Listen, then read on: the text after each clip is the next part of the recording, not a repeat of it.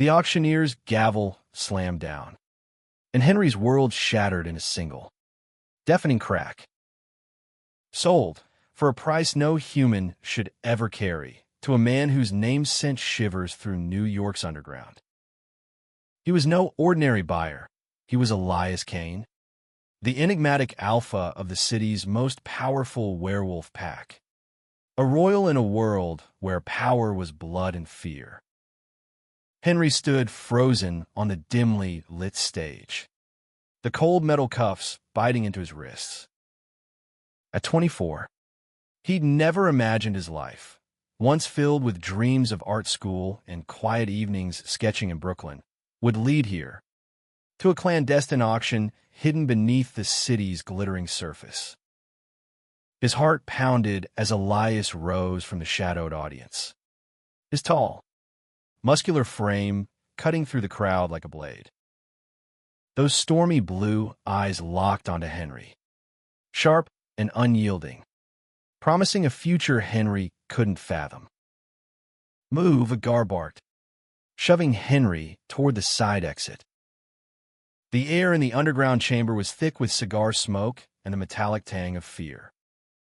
Henry's sneakers squeaked on the polished floor as he was led to a sleek black car waiting in an alley. Elias was already there, leaning against the vehicle, his black leather jacket catching the faint glow of a street lamp. Up close, he was even more striking, golden blonde hair swept back, a jawline that could cut glass, and a presence that screamed danger. Yet there was something else in his gaze, a flicker of something softer, something Henry couldn't trust. "You're mine now," Elias said, his voice low and smooth, like velvet over steel. He opened the car door, gesturing for Henry to get in. Henry's stomach twisted, but he straightened his spine, his green eyes flashing with defiance. "I'm not your property," Henry spat, his voice trembling but firm. He'd spent years fighting for his independence, clawing his way out of a broken home in Queens, only to end up here, sold to pay off debts he didn't owe. The injustice burned in his chest. Elias's lips curved into a faint, almost amused smile. "You'll learn," he said simply, sliding into the car beside him. The door slammed shut, and the city blurred past as they sped toward an unknown fate. The drive took them to a towering penthouse in Manhattan, its glass walls reflecting the city's endless lights. Inside, the space was a paradox of luxury and menace: marble floors, modern art, and a faint scent of cedar that did little to mask the primal energy of the man who owned it. Elias led Henry to a spacious room with a view of Central Park, its vast greenery a stark contrast to the cage Henry felt closing around him. "You'll stay here," Elias said, his tone clipped as he removed Henry's cuffs. "Don't try to run. You won't get far." Henry rubbed his wrists, glaring. "Why me? What do you want?" Elias paused, his back to Henry, his broad shoulders tense. "You're different," he said finally, turning to meet Henry's gaze. "I sensed it the moment I saw you. There's a fire in you." "Henry." "I need that." "For what?" Henry demanded, stepping closer despite the danger. He wasn't tall, but his lean frame carried a quiet strength, honed by years of surviving on his own. His dark hair fell into his eyes, and he brushed it back, refusing to look away. Elias didn't answer. Instead, he stepped closer, his presence overwhelming. Henry's breath hitched as Elias's hand lifted, hovering near his cheek, then dropped. "Get some rest," Elias said abruptly, turning to leave.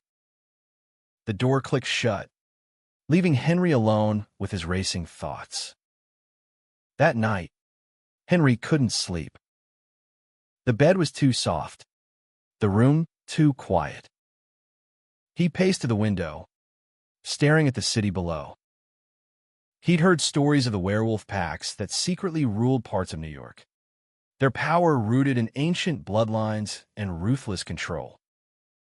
Elias was their alpha, a man feared even by those who served him. Yet that fleeting moment of hesitation in his eyes haunted Henry. Was it a trick? Or was there more to this man than a monster the world saw?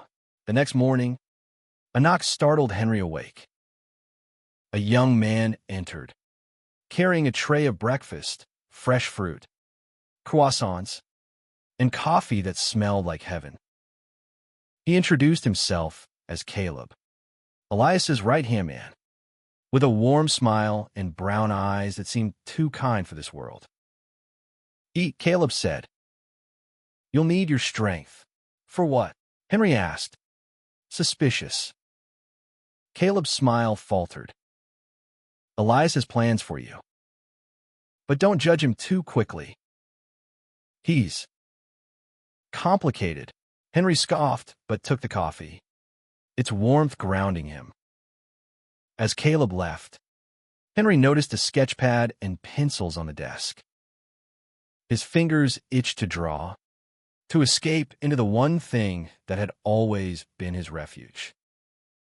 He grabbed the pad, sketching the city skyline, but his mind kept drifting to Elias, the man who'd bought him, the man whose touch he both feared and, inexplicably, wondered about. Days passed in a strange rhythm. Elias was often absent, leaving Henry to explore the penthouse under Caleb's watchful eye. The space was a fortress, guarded by pack members who moved with predatory grace. Yet Henry caught glimpses of Elias, training in the gym, his body a study in power and precision, or reading in a quiet corner, his expression softer than Henry expected. Each encounter left Henry more confused, torn between resentment and a dangerous curiosity. One evening, Elias summoned Henry to the rooftop. The city sprawled below, alive with light and sound. Elias stood at the edge, his leather jacket replaced by a fitted black sweater that hugged his frame. "You're an artist," he said without preamble, holding up Henry's sketchpad. "These are good." Henry flushed, caught off guard. "You went through my things?" "I own you," Elias said, but there was no malice in his tone. "I wanted to understand you." Henry's fists clenched. "You don't get to do that. You don't get to act like you care when you bought me like a thing." Elias's jaw tightened, and for a moment, Henry thought he'd struck a nerve. "You think I wanted this?" Elias said, his voice low. "This world, this life, it's not what you think. I'm bound by rules older than this city." "Then let me go," Henry challenged, stepping closer. Their faces were inches apart, the air between them charged. Elias's eyes darkened, and his hand shot out, gripping Henry's arm, not hard, but firm. "I can't," he said, his voice almost a whisper. "Not yet." Henry's heart raced, not just from fear, but from something else, something he didn't want to name. Elias's touch burned through his sleeve, and for a moment, neither moved. Then Elias released him, stepping back as if he'd crossed a line. "Get inside," Elias said gruffly, turning away. Henry stood there, the city's pulse echoing his own, wondering what he just felt and why it terrified him more than the auction ever had. Henry's days in Elias's penthouse blurred into a tense dance of defiance and discovery. The luxurious prison offered no escape, but it gave him time to observe the man who'd claimed him. Elias was a paradox, ruthless in his commands to the pack, yet oddly gentle in moments Henry caught him off guard. like when he'd found Elias sketching in the library, his pencil moving with surprising skill. One morning, Caleb invited Henry to join him for a walk in Central Park. The air was crisp, the leaves a riot of red and gold. Elias isn't what he seems, Caleb said as they strolled past joggers and dog walkers. He's carrying the weight of centuries of tradition. The pack expects him to be unbreakable. Henry kicked a pebble, his navy blazer catching the breeze. Then why buy me? What's the point? Caleb hesitated, his brown eyes scanning the horizon. You're not just a purchase, Henry. You're a key to something bigger. Stop talking in riddles, Henry snapped, though his curiosity burned. Caleb only shook his head, promising answers would come. Back at the penthouse, Henry found Elias in the gym, shirtless and sparring with another pack member. His muscles rippled under the fluorescent lights, each movement precise and lethal. Henry couldn't look away, his sketchpad forgotten in his hand. Elias noticed him, pausing mid-strike, and their eyes locked. The air crackled, and Henry's throat went dry. Join us, Elias called, his voice carrying a challenge. The other pack members smirked, clearly expecting Henry to balk. Henry set his jaw and stepped forward. Fine, he wasn't a fighter, but he'd grown up dodging fists and queens. Elias tossed him a pair of gloves, his expression unreadable. They circled each other, the pack watching. Henry threw a punch, clumsy but determined. Elias dodged effortlessly, his movements fluid. You're holding back, Elias said, his voice low. Don't, Henry lunged, fueled by frustration. Elias caught his wrist, spinning him until Henry's back was against his chest, Elias's arm pinning him. Feel that, Elias murmured, his breath warm against Henry's ear. That's power. You have it too. Henry wrenched free, his face burning. The pack laughed, but Elias silenced them with a glance. Enough, he said, dismissing everyone but Henry. Alone, Elias stepped closer. You're stronger than you think. Then why keep me here? Henry asked, his voice raw. What am I to you? Elias's eyes softened, but he didn't answer. Instead, he handed Henry a towel and walked away, leaving Henry with more questions than ever. That night, Henry couldn't sleep. He sketched Elias's face from memory, capturing the sharp lines of his jaw, the intensity of his eyes. The act felt intimate, almost dangerous. When Elias knocked on his door hours later, Henry hid the sketchpad, his heart pounding. We're going out, Elias said, his tone clipped. He wore a tailored black suit, his blonde hair swept back.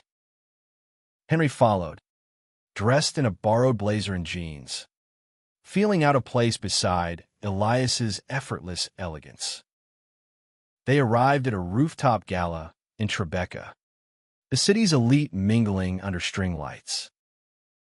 Elias introduced Henry as his companion, a term that made Henry's skin crawl. Yet as the night wore on, Elias's hand brushed Henry's back, guiding him through the crowd, and Henry felt a spark he couldn't ignore. A woman in a red dress approached, her smile sharp. Elias. Who's this? She asked, eyeing Henry like prey. Henry, Elias said simply, his hand tightening on Henry's shoulder. He's with me. The woman's eyes narrowed, but she backed off. Henry glanced at Elias, surprised by the protective edge in his voice. Why did you do that? Henry asked later, as they stood by the railing, the city glittering below. "Because no one touches what's mine," Elias said, his voice low. But his eyes held something deeper, something that made Henry's pulse race. They returned to the penthouse in silence, the tension between them electric. As Henry moved to his room, Elias caught his arm. "You don't belong in that world," Elias said, his voice rough. "But you belong here." Henry pulled away, his heart torn. "I don't belong to anyone," he said, but the words fell hollow. Elias's touch lingered, and as Henry lay in bed, he couldn't shake the feeling that he was falling into what? He wasn't sure. The next day, Caleb revealed more about the Pax world. Elias was bound by a prophecy, one that spoke of a human who could change the Pax's fate. Henry laughed it off, but Caleb's seriousness unnerved him. "You're not just a prisoner," Caleb said. "You're his hope." Henry's mind reeled. He confronted Elias that evening, finding him on the rooftop again. "Is it true?" Henry demanded. "Am I some kind of pawn in your prophecy?" Elias's jaw clenched. "It's not that simple," he said. "The prophecy says a human will either save us or destroy us. I chose you because I felt it. You're the one." Henry stepped back, shaken. "You're insane." "I'm just a guy from Queens." "You're more than that," Elias said, his voice fierce. He stepped closer, his hand brushing Henry's cheek. The touch was gentle, almost reverent, and Henry froze, caught in the intensity of Elias's gaze. "Don't," Henry whispered, but he didn't move. Elias's thumb traced his jaw, and for a moment, the world fell away. Then Henry pulled back, his heart pounding. "I can't do this." Elias let him go, his expression unreadable. As Henry retreated to his room, he realized he wasn't just fighting Elias, he was fighting himself, and the dangerous pull of a man he was supposed to hate. Henry's defiance grew sharper, but so did his fascination.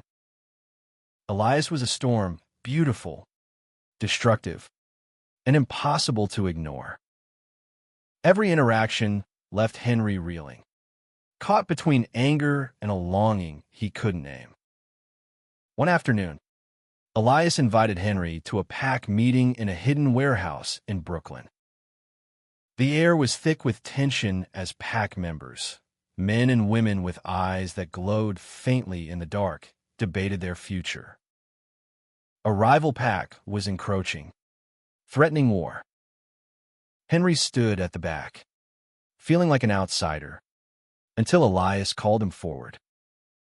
"This is Henry," Elias announced, his voice commanding. "He's part of us now." Murmurs rippled through the room. A tall woman with silver hair, Mara, stepped forward, her eyes cold. "A human? You risk everything for him."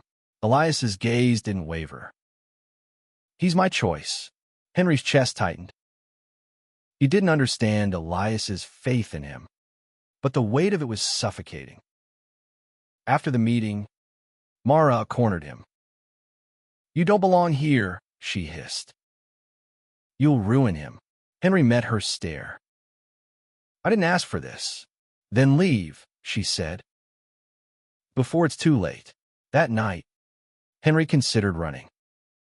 He could slip out, disappear into the city. But the thought of leaving Elias, of never knowing what could have been, stopped him.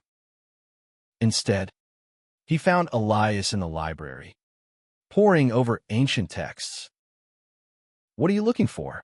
Henry asked, his voice soft. Elias looked up, surprised. "Answers. About you. About us." Henry's heart skipped. "There's no us, Elias." Elias stood, closing the distance between them. "Isn't there?" he asked, his voice low. His hand brushed Henry's, and the touch sent a jolt through him. Henry pulled away, but not before Elias saw the flicker of want in his eyes. "You're scared," Elias said, not unkindly. "So am I." Henry laughed bitterly. "You? Scared? You're the alpha.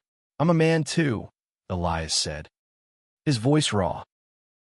"And you're tearing me apart." The confession hit Henry like a punch. He turned away, his mind a mess of fear and desire. The next day, Elias took him to a quiet cafe in the village, a place so normal it felt surreal.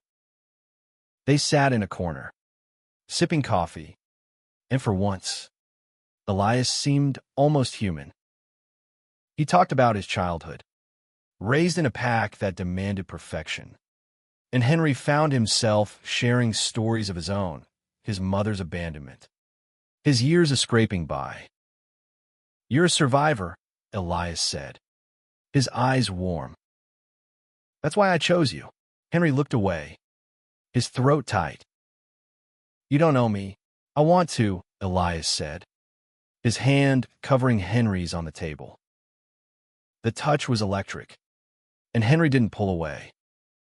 Their tentative connection grew, but danger loomed. One night, as they returned to the penthouse, a group of rival pack members ambushed them in an alley. Elias fought with lethal precision, his body a blur of power, but Henry wasn't helpless. He grabbed a pipe, swinging it at an attacker, earning a nod of respect from Elias. They escaped, breathless and bruised, collapsing against a wall. Elias's hand found Henry's, their fingers intertwining. "You're incredible," Elias said, his voice hoarse. Henry's heart raced, but fear crept in. "This world, it's too much." "I'm not what you think I am." Elias cupped his face, his touch gentle. "You're exactly what I need." Their lips were inches apart, the air charged with possibility. Henry's resolve wavered, but before he could act, a shout broke the moment. Caleb appeared, warning of another attack. Elias pulled Henry to safety, but the moment lingered, a promise unfulfilled. Back at the penthouse, Henry confronted Elias. "What happens if I'm not your savior? What if I fail you?" Elias's eyes were fierce. "You won't. I believe in you." Henry wanted to believe him, but doubt gnawed at him. As he lay in bed, sketching Elias's face again, he realized he was falling, not just for Elias, but for the man he was becoming in this strange, dangerous world. The line between resistance and surrender blurred as Henry navigated Elias's world.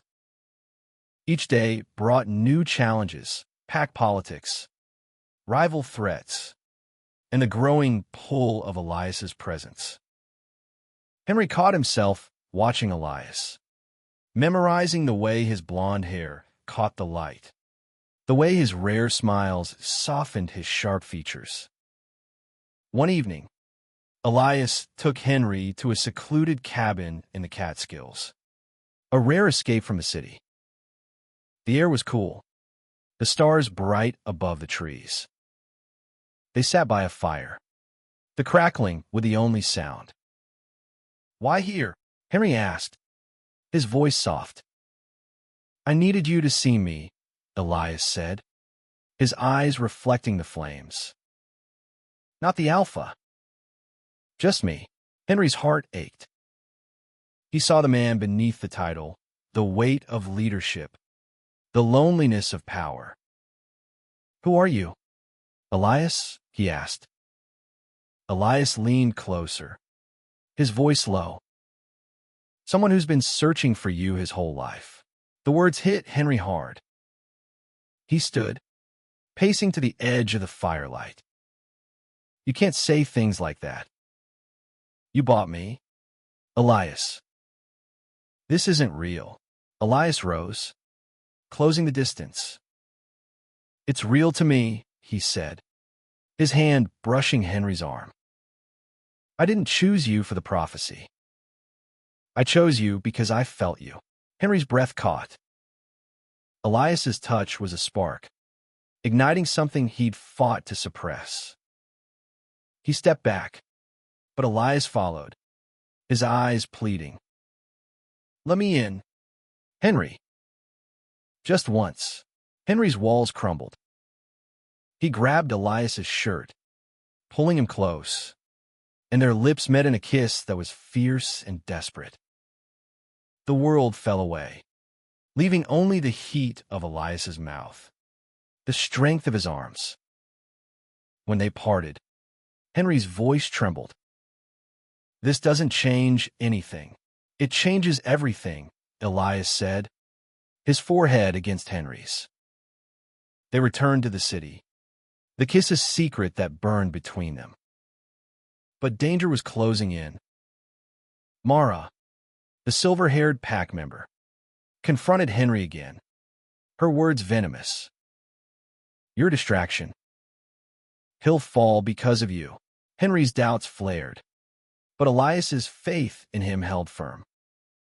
One night, as they trained together, Elias pushed Henry harder, teaching him to fight with pack techniques. You're not just human, Elias said, dodging Henry's punch. You're one of us. Henry laughed, breathless. I'm not a wolf. You don't need to be, Elias said, pinning him gently to the mat. Their faces were close, the air charged. You're mine. Henry's heart raced, but before he could respond, an alarm blared. The rival pack had attacked the warehouse, targeting the pack's resources. Elias rallied his fighters, and Henry insisted on joining, refusing to be left behind. The battle was chaos, growls, claws, and blood. Henry fought with a ferocity he didn't know he had, protecting Caleb when he was cornered. Elias's eyes found Henry's across the fray, pride and something deeper shining through. When the dust settled, the rivals were driven off, but not without cost. Caleb was injured, and Elias's arm was slashed. Henry helped bandage him, their hands brushing. You didn't have to fight, Elias said, his voice soft. I wanted to, Henry admitted, his eyes meeting Elias's. For the first time, he felt like he belonged, not as a prisoner, but as a partner. That night, they stood on the rooftop, the city alive below. Elias's hand found Henry's, their fingers lacing together. I'm falling for you, Elias said, his voice raw. And it scares the hell out of me. Henry's throat tightened. Me too, he whispered, leaning into Elias's touch. The city faded, and for a moment, it was just them, two men caught in a love that defied their world. Henry's world had shifted. Elias's kiss lingered in his mind, a promise and a challenge. But love in their world was a dangerous thing, and the pack's enemies were closing in. Mara's warnings grew sharper, her loyalty to Elias warring with her distrust of Henry. One afternoon, she cornered him in the penthouse gym. You're not one of us, she said, her eyes glowing faintly. You'll get him killed. Henry's fists clenched. I'd die before I let that happen. Her laugh was cold. You might. The words haunted Henry as tensions rose. The rival pack, led by a brutal alpha named Victor, sent a message, a bloodied wolf pelt left at the penthouse door. Elias's face darkened as he read the accompanying note. They want a meeting, he said. Neutral ground. Henry insisted on going.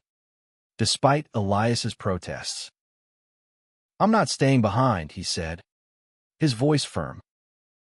Elias relented, but his eyes were heavy with worry. The meeting took place in an abandoned factory in the Bronx. Victor was a towering man with cruel eyes, his pack radiating menace. "Give us the human," Victor demanded, his gaze raking over Henry. "And we'll spare your pack." Elias stepped in front of Henry, his body tense.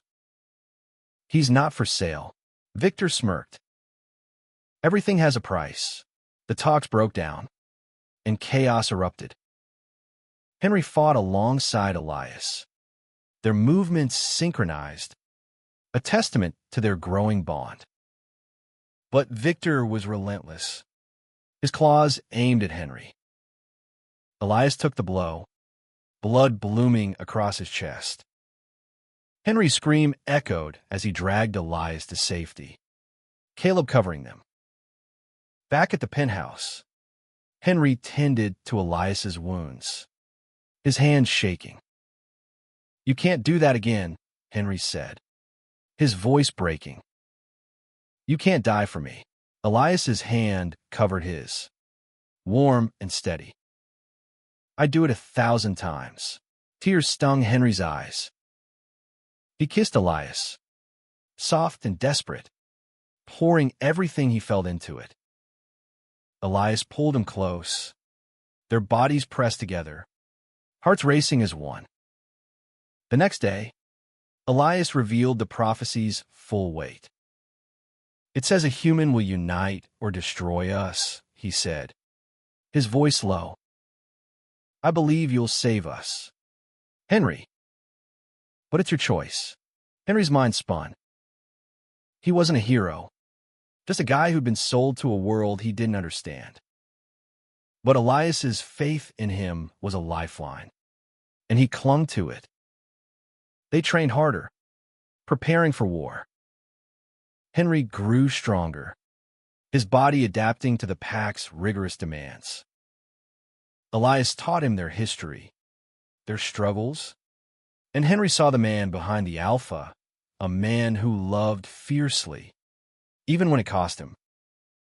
One night, as they lay together in Elias's bed, Henry traced the scars on Elias's chest. "Why me?" he asked, his voice soft. Elias's eyes were warm. "Because you see me. Not the alpha, not the prophecy. Just me." Henry's heart swelled. He kissed Elias, slow and deep, their bodies entwining. For the first time, he didn't fight the pull. He let himself fall, fully and completely, into Elias's arms. But peace was fleeting. Caleb burst in, his face pale. "Victor's pack, they're coming." Tonight, Elias rose, his expression grim. "Then we fight." Henry grabbed his hand. Together, Elias nodded, and they prepared for battle, their love a quiet strength amidst the storm. As they stood on the rooftop, the city glittering below, Henry knew he'd fight for Elias, for their love, for their future, no matter the cost. The night of the battle was electric with fear and resolve. The penthouse was a fortress, its windows reinforced, its halls filled with pack members ready to defend their home. Henry stood beside Elias, his heart pounding but steady. He wasn't the scared artist from the auction anymore. He was a man in love, fighting for a future he'd chosen. Victor's pack attacked at midnight, a wave of claws and fury. The rooftop became a battlefield, the city's lights a distant witness. Elias fought like a force of nature, his movements a deadly dance. But Henry was no longer just a bystander. He wielded a blade Caleb had given him, his strikes precise, fueled by a fire he'd never known he had. Mara fought beside them, her earlier doubts replaced by fierce loyalty. When Victor targeted Henry, she took the hit, her body crumpling. Henry knelt beside her, his hands shaking. "You were right," she whispered, blood on her lips. "You're his strength," Elias roared, tackling Victor. The two alphas clashed, their power shaking the rooftop. Henry joined the fray, his blade finding Victor's side. The rival alpha staggered, and Elias delivered the final blow, ending the threat. The pack mourned Mara's loss, but her sacrifice united them. Henry and Elias stood together, bloodied but unbroken, their hands clasped. The prophecy had come true, not through destruction, but through unity, through love. In the weeks that followed, the pack rebuilt. Henry became more than Elias's partner.